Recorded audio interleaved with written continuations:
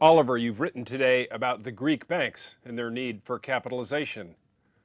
I think some of our viewers will be surprised to hear that the Greek banks still exist. So well done, Greek banks, to begin with. How much money do they need and where are they going to get it? Well, how much, both questions are tied up with each other and the answers are not at all clear. So there's 25 billion euros potentially available under the agreement made between the Greek government and the EU earlier this year.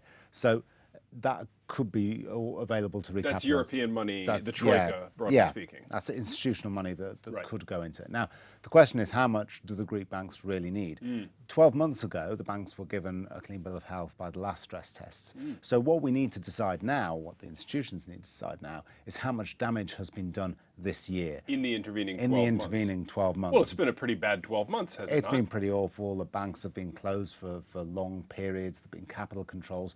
Pretty damaging. So and damaging for the Greek economy. And damaging for the Greek economy. So the institutions could take a very pessimistic view and say, actually, we're going to it's been a very damaging year, we're going to sort this out once and for all, and we're going to use almost all the money we've got to recapitalise the Greek banks. Well, if Greece is going to return to health, it's going to need a functioning banking system. So why not just have the authorities plunk the money in there? It's a good investment in Europe to not have a failed economy on its periphery and be done with it.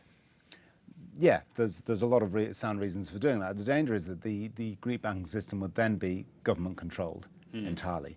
Now, you've got to ask what the government would do with the banks now that it controls them. The left-wing Syriza government in Greece, they're unlikely to take radical action to sort out bad loans and be aggressive with the balance sheet and really clean things up.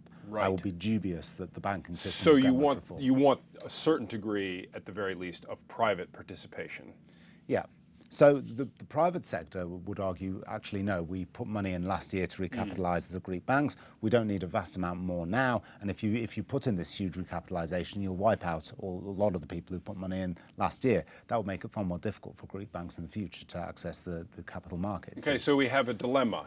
We want the certainty of just taking a slug of public funding, cramming it in there and ensuring stability, but we want the other virtues of private ownership, meaning future investability and some separation from the government, who we don't necessarily trust 100%.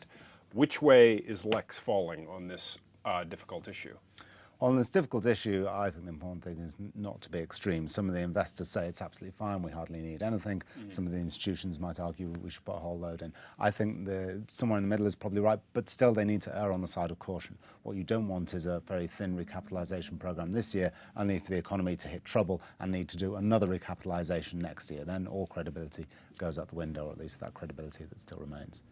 Oliver, thank you.